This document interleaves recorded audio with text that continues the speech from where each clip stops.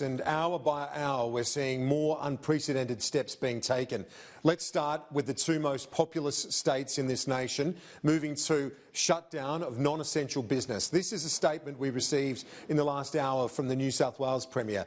And she says, tonight I'll be informing the National Cabinet that New South Wales will proceed to a more comprehensive shutdown of non-essential services. This will take place over the next 48 hours. Supermarkets, petrol stations, pharmacies, convenience stores, freight and logistics and home delivery will be among the many services that will remain open.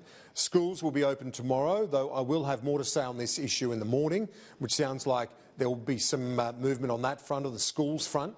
She said, I'll update New South Wales tomorrow morning about the impacts and our plans following the National Cabinet.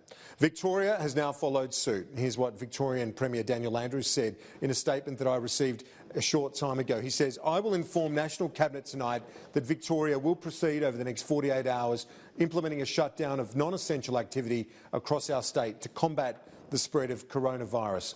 This is not something we do lightly, he says. He goes on to say that it's clear if we don't take this step, more Victorians will contract the virus, our hospitals will be overwhelmed and more Victorians will die.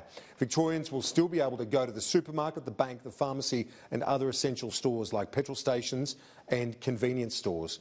Freight, logistics and home delivery also considered essential. We will remain open on that front. He says, I informed the National Cabinet tonight that school holidays are going to be brought forward in Victoria starting on Tuesday, March 24. The decision whether to reopen schools after Term 1 will likewise be determined following advice from the Chief Health Officer. Let's update you on some other states as well. South Australia, the latest to say that it's closing its borders, requiring all visitors, non-essential visitors, to isolate for 14 days. Here was the South Australian Premier. This is now widespread around the rest of the world and, in fact, around the rest of the country. And this is why we take this important, decisive decision today to close our borders, enforced very strictly from 4 o'clock on Tuesday afternoon. We've also heard this afternoon from the Chief Minister of the ACT, Andrew Barr, telling Canberrans they should no longer travel outside the Canberra region. We're urging Canberrans to take a common-sense approach to this instruction and carefully consider whether you need to travel outside of our region for any of these reasons. This means no holidays on the South Coast this Easter or school holidays. This means no weekends in Sydney or Melbourne.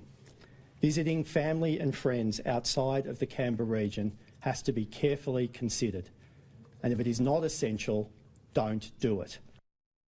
So I want to recap for you the significant moves taken by the various states this afternoon. Let's go through them one by one. New South Wales shutting down non-essential services. Victoria doing the same.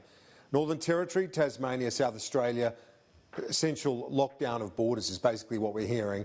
The ACT says do not travel out of the Canberra region. The WA Premier to speak any minute now, and we would expect him to follow suit of Northern Territory, Tasmania and South Australia with a basic lockdown of travel to that state. Let's recap as well the latest in terms of coronavirus numbers in this country this Sunday afternoon. This is the latest number as we have it, 1,267. And if you want to know why the urgency, have a look at that in New South Wales. 533 individuals with coronavirus there. The Victorian number is 278, Queensland 259, and we have the ACT 19, Tasmania 16, South Australia 67, WA 90 and the Northern Territory 5. That's the latest number. I've